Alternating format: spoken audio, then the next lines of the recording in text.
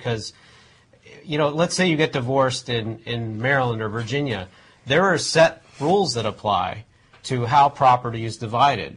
Whereas you've got these non-traditional relationships where you're trying to divide assets after a breakup, and these same rules don't apply. So it's a complete gray area. So I think that actually weighs against these people that are thinking that way. But you know, there's these new things that have come about, I read, which are kind of like prenuptials, except they're for people who are in these live-in arrangements, so that they are kind of like the rules by which you separate should you decide to separate. So I guess that's where we are all now evolving into this state of cohabitation and coexistence, no formal commitment, just with an agreement on how to part ways if and when you disagree bad enough. I don't know. It's kind of depressing, actually.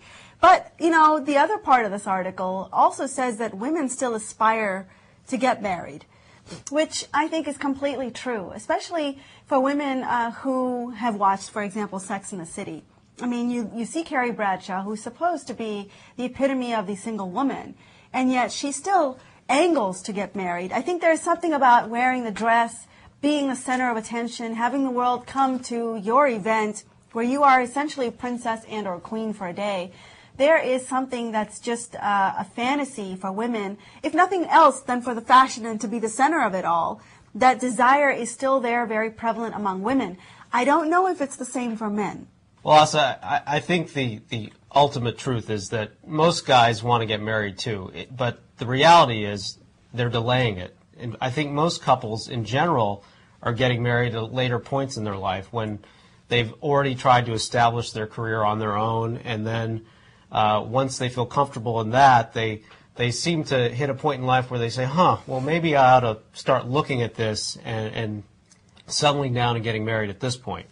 Which I think is kind of ironic, because couples no longer struggle together quite the same way that they did, at least when you were getting married younger. Many times you were going through college together, you were struggling through early phases of establishing yourself in your career together. And now that doesn't seem to happen quite as much. So it just makes me wonder if that actually makes it easier to part ways down the road, because you haven't had that common struggle in many cases. I suspect it does, because you don't have that connection. You know, that going through that struggle together gives you quite a connection, I think. So I think it probably does, and the financial independence aspect of it, too. If you're already established in your career, once you're coming into the marriage, then it's easier if you part ways to land on your own 2 feet. So, yeah, I bet that contributes to the ability to separate more easily. I think I might want to go to this state in Uttar Pradesh and try my luck there. Well, you wouldn't be able to carry a cell phone. You're right. So that could be a problem. It could be a problem. You all remember the very much hyped Nano, Tata's Nano car, which was supposed to be the cheapest car made in the world, costing only $2,250. Well, people thought this would be all the rage in India. But it turns out cumulative sales for the year have only reached 40,467 automobiles, which is really a tiny amount when you look at a population of 1.3 billion in India.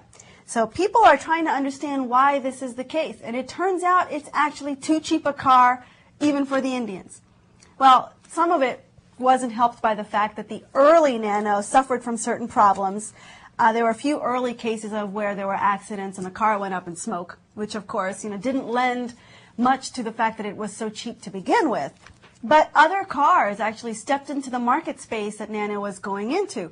For example, Italy's Piaggio, which also issued a microcar. And part of the article talks about here, this is out of The Economist, that, there might be a perception that quality cars come from outside of India rather than within India itself, which is a bit of a blow to Tata, who was trying to make waves. And in fact, Tata has been so successful, they've taken over parts of American automobile companies, namely the Land Rover and the Jaguar. So this is, I don't know, I'm a bit disappointed that it didn't do better in India. On the other hand, maybe the standard of living in India has gotten to the point where even they don't want to spend such a little amount for transportation. It's not doing quite as well as it should.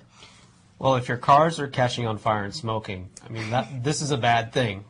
And it's not surprising to me that their image is suffering. And maybe they ought to take a page out of GM's book. Because GM in the United States recently reinvented themselves. they weren't always known as producing the most reliable American automobiles. However, perception of them has changed. They're rolling out some brands that Americans are buying now. So I think what Tata needs to do is refocus on building that image of we have the ability to create a quality car here in India, and as long as the cars are smoking and catching on fire, that's not going to happen. Well, until the safety standards in India come up some, a lot of these families who rather keep their motorbikes and ride around, all four of them on one motorbike versus this car, that's a pretty sad statistic. Well, on another story, the NBA has its first Indian-American owner. Vivek Ranadive, who is a software executive from Palo Alto, has bought a stake in the Golden State Warriors, and he is one of 3 major shareholders in the team, which I thought was a neat story. He's never played basketball himself, but he did coach his daughter's basketball team a few years ago to a national championship. That's pretty cool. I mean, we might not be playing yet, but we can certainly own a team. Yeah, well, we've still got, to make up some strides in the basketball front, and height being a major issue for us, but it's nice to see someone getting into the sport in another way. I'm going to keep my eyes out for Yao Singh. He's the next supposed Indian NBA player. Of course, he's still in high school, so we'll see. He's got a few years.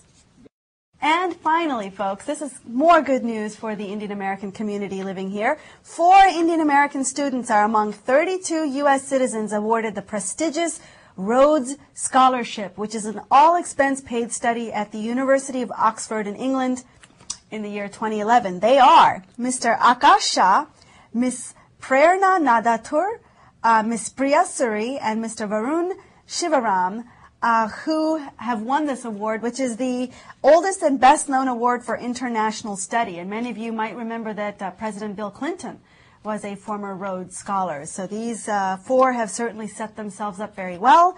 And by the way, other scholars are also selected from across the world, but these 4 were honored as U.S. citizens. That's great. That's quite an accomplishment. Yes, it is. Well, Aastha, I had a great time doing the show again with you today. As always. And that's all we have for you this week. We hope you have a wonderful week ahead. Namaste. Namaste.